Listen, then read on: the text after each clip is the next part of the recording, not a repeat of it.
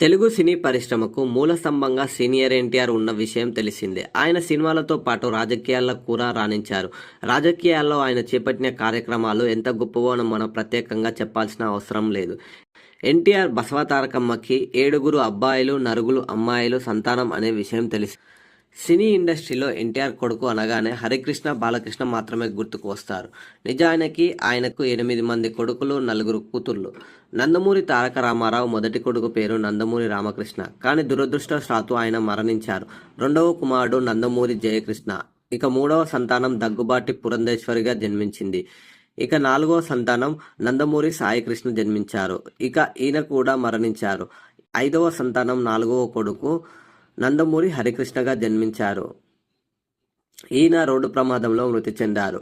6వ సంతానంగా 5వ కుమారుడిగా నందమూరి మోహన్ కృష్ణ జన్మించారు.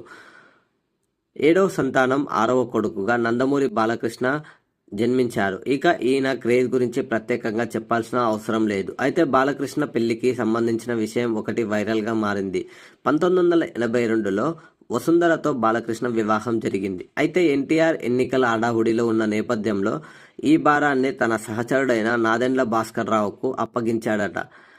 భాస్కర్ రావు తన బంధువైన దేవరపల్లి సూర్యారావు కూతురైన వసుంధరను చూపించగా ఆ అమ్మాయి అందరికీ నచ్చటంతో డిసెంబర్ 8, 1982లో వసుంధరతో బాలకృష్ణ వివాహం జరిగింది. ఇక పెళ్లికి ఆయన కట్నం ఏం తీసుకోలేదట.